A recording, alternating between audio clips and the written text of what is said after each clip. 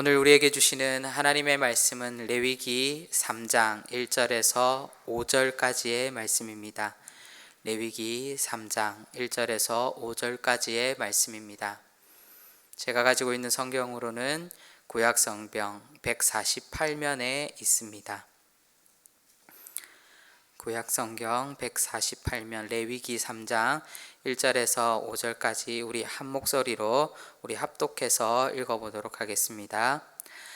사람이 만일 화목제의 제물을 예물로 드리되 서로 드리려면 수컷이나 암컷이나 흠없는 것으로 여호와 앞에 드릴지니 그 예물의 머리에 안수하고 회막문에서 잡을 것이요 아론의 자손 제사장들은 그 피를 제단 사방에 뿌릴 것이며 그는 또 그 화목 제물의 제물 중에서 여호와께 화제를 드릴지니 곧 내장에 덮인 기름과 내장에 붙은 모든 기름과 두 콩팥과 그 위에 기름 곧 허리 쪽에 있는 것과 간에 덮인 꺼풀을 콩팥과 함께 떼어낼 것이요 아론의 자손은 그것을 제단 위의 불 위에 있는 나무 위에 번제물 위에서 살을 찌니 이는 화제라 여호와께 향기로운 냄새니라.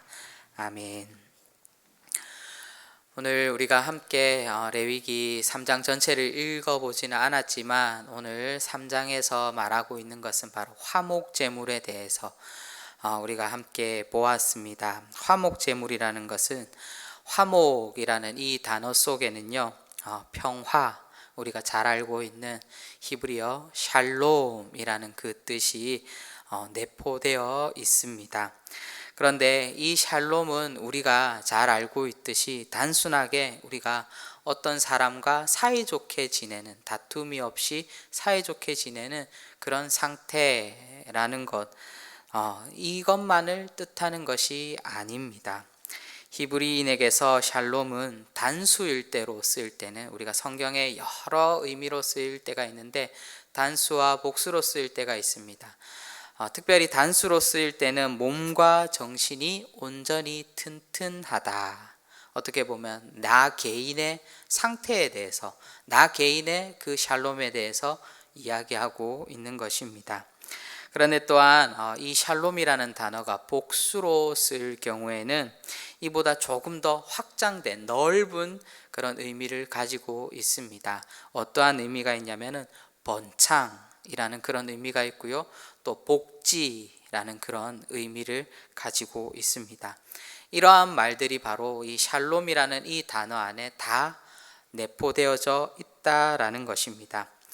따라서 히브리인에게서 샬롬이라는 뜻은 단순하게 이 사람과 내가 사이좋게 지내는 그 관계를 뛰어넘어서 우리가 아주 일상생활에서 아주 밀접하게 우리의 그 신앙의 삶 속에서 구체적인 행위를 나타내는, 수반하는 그런 개념이라고 할 수 있는 것입니다. 하나님께서 우리를 너무나도 사랑하셔서 자기 아들을 우리에게 주셨습니다. 그리고 그 사랑을 확증하기 위하여서 하나님께서는 그 아들을 십자가에 달리게 하시는 그런 선택을 하셨습니다. 이러한 선택을 신약 성경에서는 하나님께서 그리스도를 통하여서 우리와 화목제물이 되게 하셨다라고 그렇게 말씀하고 있습니다. 바로 하나님의 화목제물은 단순히 아무 탈 없이 그렇게 지내는 그런 모습이 아니라, 그렇게 머무는 수준이 아니라 반드시 무엇이 수반되어져야 된다라는 것입니까? 그 속에는 희생이라는 것이 수반되어져야 된다는 것을 우리에게 말씀해 주고 있습니다. 바로 희생이라는 구체적인 행동이 수반이 되어져야지만이 바로 이 화목제물을 온전히 드릴 수 있다라는 것입니다.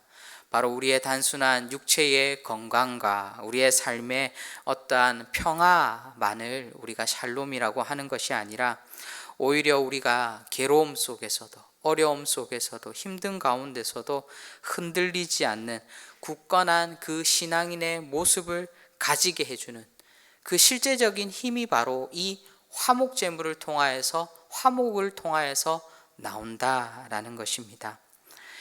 이러한 사실은 우리가 화목제를 드릴 때 드리는 그 제물과 그 방법을 통하여서도 우리는 알 수 있습니다. 우리가 앞서 본 것과 같이 우리가 번제물은 어떻습니까? 번제는 제사장이 제물의 가죽만을 취하고 나머지 모든 제물들은 하나님 앞에 다 태워서 드립니다. 그것이 번제입니다. 그런데 화목제물은 이와 반대입니다.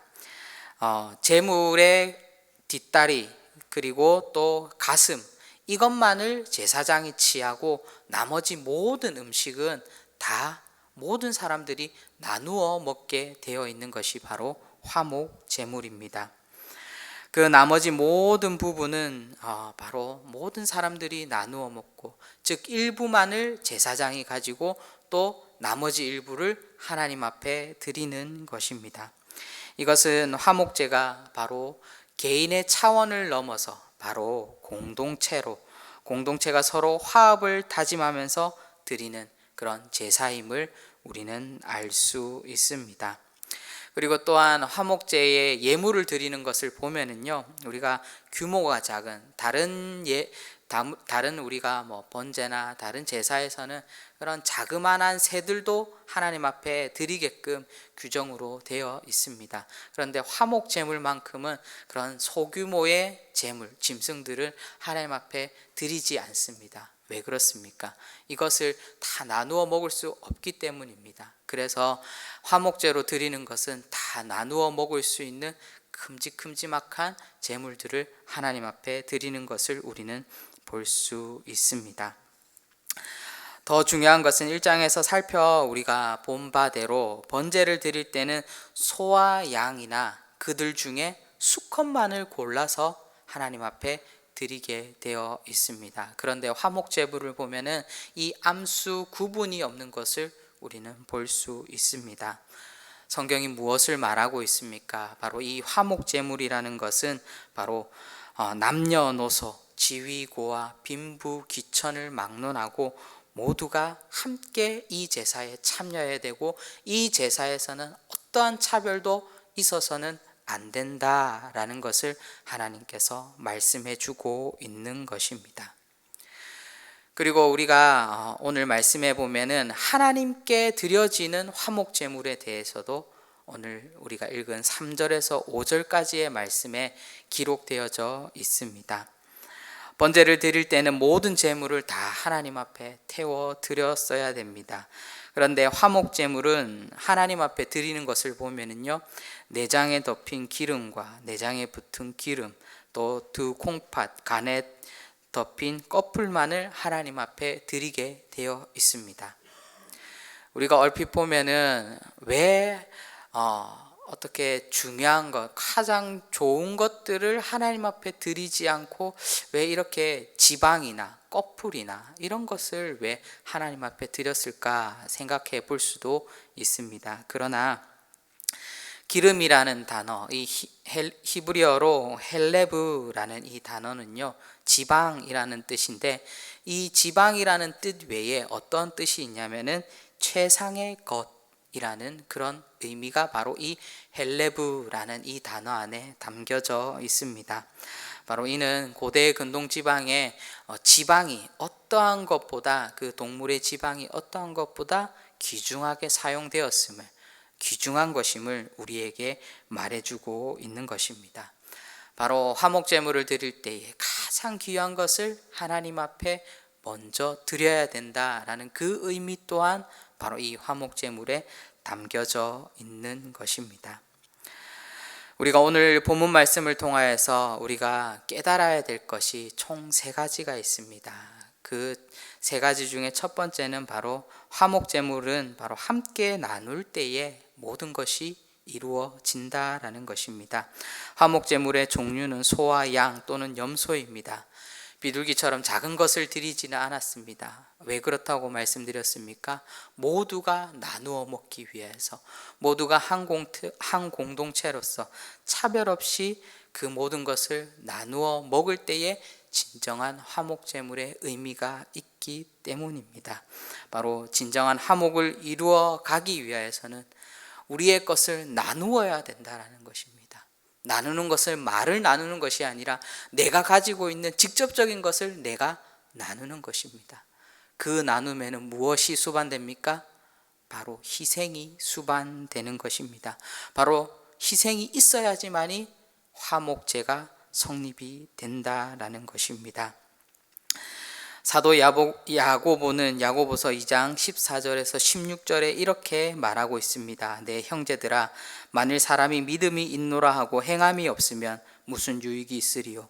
그 믿음이 능히 자기를 구원하겠느냐? 만일 형제나 자매가 헐벗고 일용할 양식이 없는데 너희 중에 누구든지 그에게 이르되 평안히 가라, 덥게 하라, 배부르게 하라 하면 그 몸에 쓸 것을 주지 아니하면 무슨 유익이 있으리요? 라고 그렇게 야고보서는 말씀하고 있습니다. 바로 형제에게 평안하라 라고 말을 하면서도 그에게 실제적인 필요를 주거나 그들에게 실제적인 무언가를 베풀지 않는다라면은 그것은 믿음이 아니다 라고 그렇게 말씀하고 있는 것입니다. 바로 진정으로 형제를 사랑하는 것은 바로 우리의 삶 가운데 우리의 직접적인 행위가 있고 직접적인 희생이 있어야지만이 그것이 진정한 믿음이고 그것이 바로 진정으로 형제를 사랑하는 것이다 라고 야고보는 말하고 있는 것입니다. 바로 화목제물은 비로소 우리의 작은 부분이라 할지라도 우리의 가진 것들을 나눌 때에 또 내가 가지고 있는 일부를 하나님 앞에 드리고 또 희생할 때에 그 출발이 바로 화목제물이 시작되는 것을 우리는 알 수 있습니다. 그리고 두 번째로 화목제물을 드릴 때는 그 제물의 머리에 안수하고 회막 앞에서 잡으라 라고 성경은 말하고 있습니다. 이처럼 하나님께 굳이 화목제물을 회막 앞에서 하나님께서 잡으라고 말씀하신 것은 바로 중요한 것은 이 모든 이 화목제의 중요한 원리가 그 속에 담겨 있기 때문입니다. 회막이라는 곳이 어떤 곳입니까? 바로 회막은 하나님의 임재를 상징하는 처소입니다. 그러므로 회막 앞에서 제물을 잡으라 라고 하는 것은 바로 회막 앞에서 제물을 죽이고 그곳에서 제사를 드리는 것은 바로 나 자신을 하나님 앞에 드려야 됨을 우리에게 말해주고 있는 것입니다.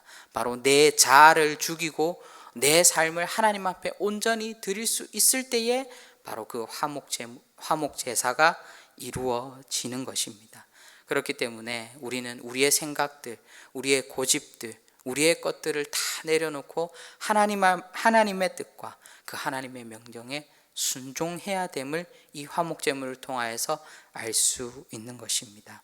그리고 셋째로 화목제를 드릴 때에 기름을 먹지 말고 하나님께 화제로 태워드리라 라고 말씀하고 있듯이 바로 하나님 앞에 가장 좋은 것, 최상의 좋은 것을 드리는 것이야말로 바로 또 이 화목제를 가리키는 것입니다. 이것이 무엇을 말하고 있습니까? 바로 기름을 너희가 취하지 말라라고 하는 것은 바로 하나님의 영광을 너희가 가로채지 말라라고 그렇게 우리에게 말씀하고 있는 것입니다. 사랑하는 성도 여러분, 우리 하나님께서 우리 각자에게 선물을 주셨습니다. 은사를 주셨고 은혜를 주셨습니다.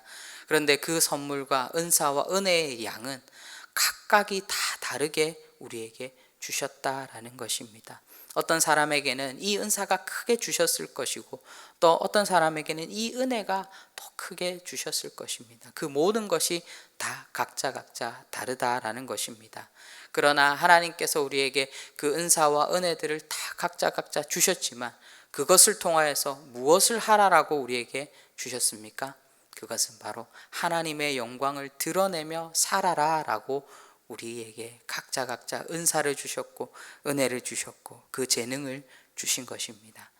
사랑하는 성도 여러분, 오늘도 우리가 이 하루를 살아갈 때에 하나님, 내가 하나님 앞에 화목제를 드리는 마음으로 오늘 하루를 살아가겠습니다. 나의 삶 속에서 내가 구체적으로 우리 이웃들을 위해서 또 나와 함께 생활하는 우리 공동체의 사람들을 위해서 내가 어떤 부분들을 희생할 수 있을지, 또 하나님 앞에 내가 어떤 것을 하나님 앞에 드릴 수 있을지 고민하고 생각하고, 이것을 고민과 생각으로만 그치는 것이 아니라 실제적인 나의 삶으로서 하나님 앞에 드릴 수 있는 여기에 모인 우리 모든 대도의 성도님들 되시기를 주님의 이름으로 축원드립니다. 기도하도록 하겠습니다. 사랑의 주님, 하나님께서는 우리를 너무나도 사랑하셔서 그 독생자 아들을 우리에게 화목제물로 드리기까지 주님 우리를 사랑하셨습니다. 하나님, 우리는 그 하나님의 사랑에 보답하고 그 하나님의 사랑을 정말 이 세상 가운데 널리 알리며 나아가고 있는지 다시 한 번 더 우리의 모습을 돌아보게 하여 주시고, 주님께서 우리를 위하여서 희생하셨고 십자가에 돌아가셨듯이 우리가 정말 그 희생을 기억하며 오늘 하루하루의 삶 속에서 내가 어떠한 부분을 통하여서 하나님의 영광을 드러내며 또 우리의 이웃을 위해서, 우리의 공동체를 위해서 어떻게 하면 구체적으로 희생하며 나아갈 수 있는지 다시 한 번 더 돌아보게 하여 주시고, 그 희생과 하나님 그 나눔과 그 화목제물을 통하여서 하나님의 사랑을 확인하고 확증하며 나아갈 수 있도록 성령 하나님 인도하여 주시옵소서. 감사드렸고 예수님의 이름으로 기도합니다. 아멘.